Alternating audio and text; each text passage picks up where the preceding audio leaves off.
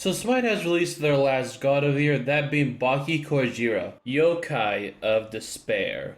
Kujira is definitely a god no one saw coming. Even if you looked at the data mine, you would definitely not know we were to get a ghost whale added into the game. But at last, now that Kujira is here, how is he? Well, in today's video, I'll be going over Kujira's kit and my opinions of each of his abilities and my final thoughts at the end. So without further ado, let's dive into this Ghost Whales kit. But before we go over, there's a few things about Kujira. First thing, he is in the Guardian role, and he has unique basic attacks. And his basic attacks are AoE attacks, meaning he'll hit everything around him when he does a basic attack. Kujira's passive is called Curse of the Ghost Whale. When Kujira is hit with a hard CC, he will curse the enemy god that hit him with the hard CC. If an enemy god is already cursed, the duration refreshes and becomes stronger. However, the curse application effect has a cooldown of 10 seconds. Additionally, Kujira will convert any protections from items or abilities into basic attack damage, and any attack speed from items into haste. This passive definitely sounds a lot on paper, but to make it more simple, more protections equal more damage, and attack speed into haste. But also the addition with the curse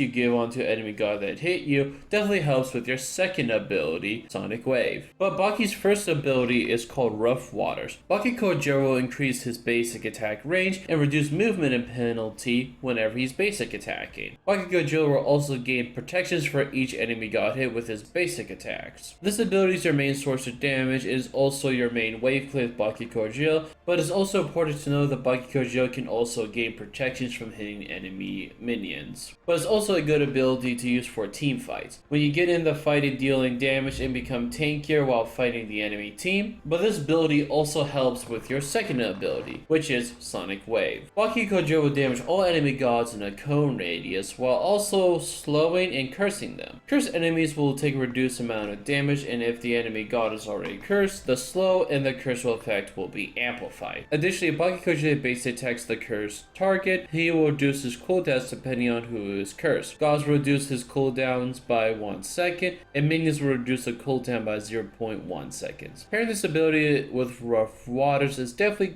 Kujira's bread and butter, allowing Kujira to quickly have his curse on enemy gods and reducing his cooldowns in the process. I do gotta say the 1 second cooldown reduction from hitting enemy gods is a bit too much, I would say. I could definitely see this getting nerfed to like 0.75 seconds or to 0.5 seconds. Especially if you're using this ability in team fights, you're just getting your cooldowns reduced by a lot. Kujira's third ability is called Twisting Dive. Kujira will damage all enemy gods around him, then he'll dash forward. Any enemy god in Kujira's way will be stunned if he pushed where Kujira dashes.